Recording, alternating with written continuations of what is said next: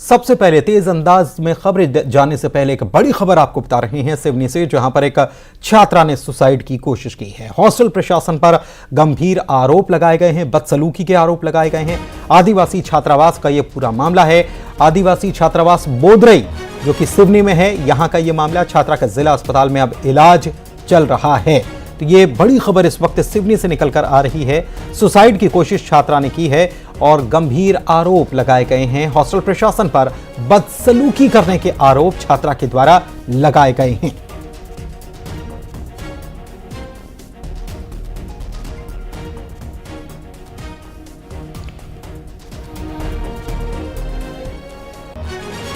अजहर हमारे संवाददाता हमारे साथ फोन लाइन पर जुड़े हुए हैं सिवनी से, उनसे पूरा मामला समझते हैं। किस प्रकार की बदसलूकी के आरोप ये लड़की लगा रही है, छात्रा लगा रही है, अजहर, और क्या जानकारी इस मामले में? बिल्कुल पुनीत जी, बिल्कुल। आदिवासी छात्रावास में जो इंतजाम और व्यवस्था की जाती कहीं ना कहीं उनको पोल खोल रख देने वाला एक पूरा मामला सामने सिवनी में आया है। यहाँ पर बोरदई आदिवासी छात्रावास कन्या परिषद के नाम जाना था, काफी बड़ा छात्रावास है। यहाँ पर करीब 600 छात्राएं रहती हैं। यहाँ पर एक छात्रा ने अचानक हार्पिक का सेवन कर लिया और उसको आनंद पान में जिला अस्पताल सिवनी लाकर भर्ती कराया गया।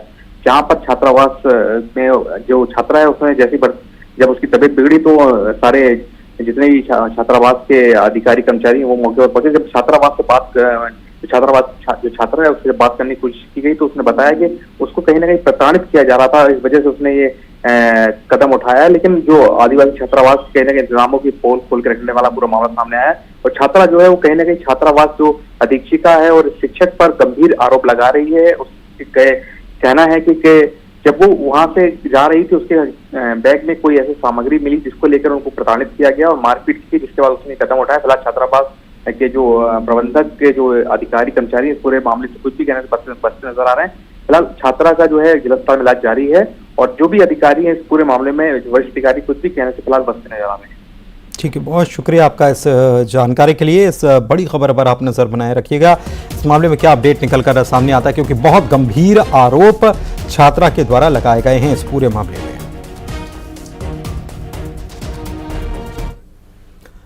और अगली खबर इंदौर से बता रहे हैं, जहां पर हत्या के बाद प्रशासन का बड़ा एक्शन देखने को मिला। आरोपी के घर पर बुलडोजर चला दिया गया, चाकू मारकर हत्या की वारदात को अंजाम दिया गया था। दो बदमाशों के बीच ये पूरा विवाद हुआ था और बदमाश मुरली के घर पर यह बुलडोजर चलाने की कार्रवाई इंदौर में की गई है।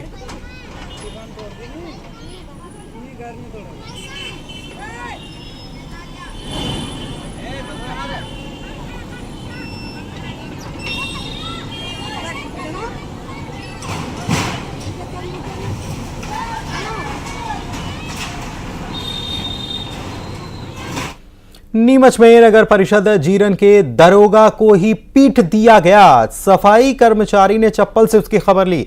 पिटाई का वीडियो अब वायरल हो रहा है। सफाई कर्मचारी ने केस भी दर्ज कराया है। पति ससुर को उधार पैसे देने पर नाराज थी और इसीलिए इसने ये सब कुछ किया है।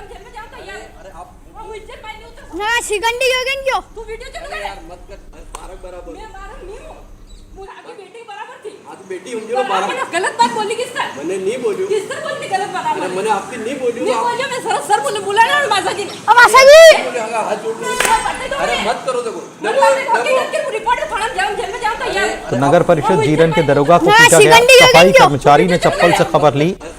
देख सकते हैं आप तस्वीरों में, पिटाई का वीडियो वायरल हो रहा है। दरोगा और सफाई कर्मचारी ने अब केस भी दर्ज करा दिया है।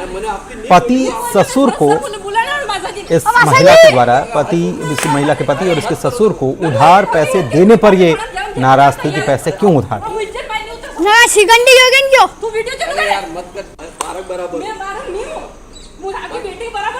बेटी गलत बात बोली किस तरह? मैंने नहीं बोली। किस तरह बोलती गलत बात? मैंने आपकी नहीं बोली। नहीं बोली, मैं सर बोले बुला ना मासाजी ने। और बयान दिया है कोठी की नापी को लेकर उन्होंने बयान दिया है। दरअसल उनका जो बंगला है या कोठी जिसे कहा जा रहा है वहां पर नपती होनी है और इसको लेकर उन्होंने बयान दिया कि 1 इंच भी सरकारी जमीन का अतिक्रमण इसमें नहीं किया गया है। देखिए, बड़ी संख्या में पुलिस बल यहां पर मौजूद था। सत्ता के दबाव में कार्रवाई के आरोप उनके द्वारा लगाए गए हैं। 2 दिन पहले दरअसल गोविंद सिंह की कोठी की नपाई की गई थी। बीजेपी के इशारे पर सत्ता का दुरुपयोग किया जा रहा है, गोविंद सिंह का ये कहना है।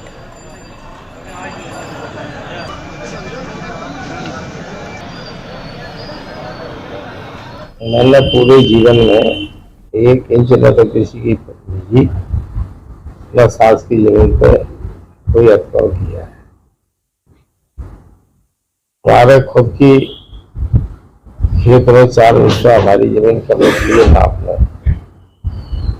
लेकिन जिला प्रशासन सत्ता पार्टी के दबाव में हमारा मकान तोड़ने पे आमादा है।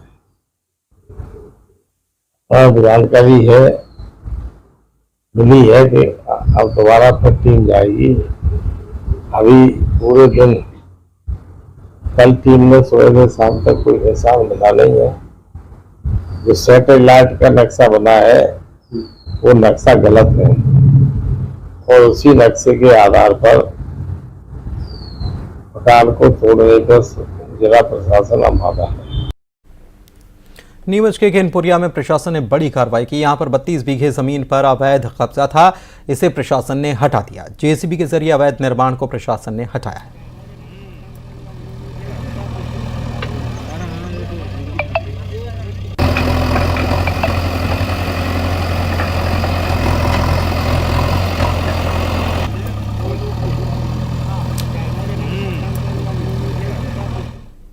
बढ़ेंगे आगे और बात अगली खबर की। ग्वालियर में साइबर फ्रॉड के जरिए ठगों ने एक युवती को 41 लाख रुपए का चूना लगाया। एनेस्थीसिया स्पेशलिस्ट की बेटी ने इसे लेकर थाने में शिकायत की। पुलिस के मुताबिक व्हाट्सएप ग्रुप पर घर बैठे पैसे कमाने का लालच दिया गया। शुरू में कुछ ऐप को लाइक करके पैसे भी अकाउंट में डाले गए, लेकिन बाद में बड़े टास्क के लिए राशि की डिमांड की गई और इस राशि को देने के नाम पर राशि ली गई। ऐसा कर जालसाजों ने 41 लाख का चूना लगा दिया। पुलिस पूरे मामले में तफ्तीश कर रही है। फरियादी लोग सोचा था कि ये जेन्युइन ऐप है और उसका प्रॉफिट बढ़ते जा रहा है, तो पहले इनको प्रॉफिट दिख रहा था और बाद में बड़े टास्क के लिए इनको पैसा जमा करने के लिए बोला और अलग अलग खातों में इनका पैसा अब चला गया। तो पहले 16 लाख के अराउंड लूज़ किया था, फिर वो पैसा वापस दिलाने के चक्कर में और पैसा मांगा और कुल 41,50,000 रुपीज़ का नुकसान किया है फरियादी को। तो जो प्रिलिमिनरी जांच कंप्लीट करके साइबर सेल में इसका एफआईआर दर्ज हुआ है आईटी एक्ट का 420 का सेक्शंस लगा के। अंबिकापुर में सड़क हादसे में 3 लोगों की मौत हो गई। ट्रक ने बाइक को टक्कर मार दी। पति पत्नी समेत 7 साल के मासूम की मौत हो गई। नेशनल हाईवे 43 पर यह दुर्घटना पेश आई है। सीतापुर थाने के मंगरी गांव के पास यह हादसा हुआ था।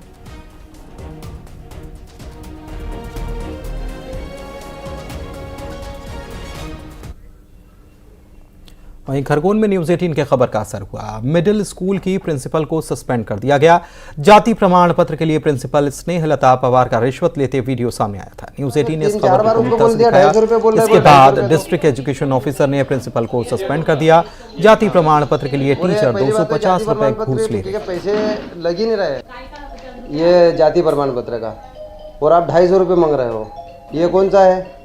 वहाँ पे हमने विकासखंड स्तर से उसकी जांच कराई थी, शासकीय माध्यमिक विद्यालय नलवा की, और जो ऑडियो वीडियो वायरल हुआ था उसकी जांच होने के बाद जांच प्रतिवेदन आया। शिक्षिका उसमें दोषी है, पैसे लेते हुए दिखाया गया था, तो उसकी जांच करके हमने संबंधित शिक्षिका को निलंबन की कार्रवाई कर दी गई है और आगे उनकी विभागीय कार्रवाई नियमानुसार चलेगी।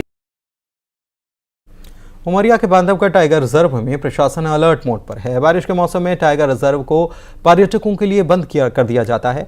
वन्य जीवों की सुरक्षा को लेकर 1000 कर्मचारी मैदान में हैं। बारिश के 4 महीनों के दौरान सुरक्षा श्रमिक से फील्ड डायरेक्टर तक पार्क में किसी भी अवैध गतिविधियों पर लगाम लगाते हैं।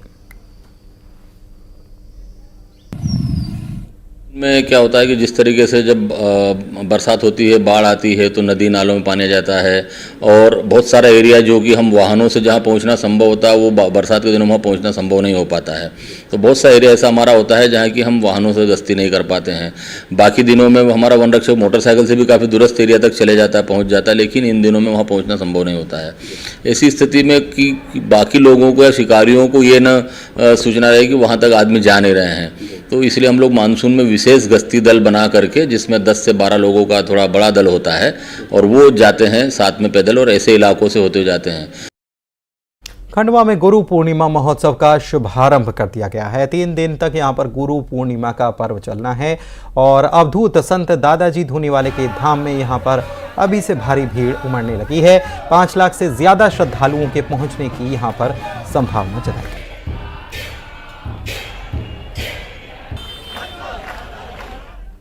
गुरु पूर्णिमा महोत्सव इस वर्ष 19 जुलाई से 21 जुलाई तक का आयोजन यहाँ है, किंतु दर्शनार्थी तो जो है 2-3 दिन पहले से ही आना शुरू हो गए हैं और अब तक लगभग 1 लाख लोगों ने दर्शन कर लिए। कल और परसों में और भी भक्तों के आने की संभावना है। लगभग इन 3-4 दिनों में 5 लाख भक्तों के आने की संभावना है।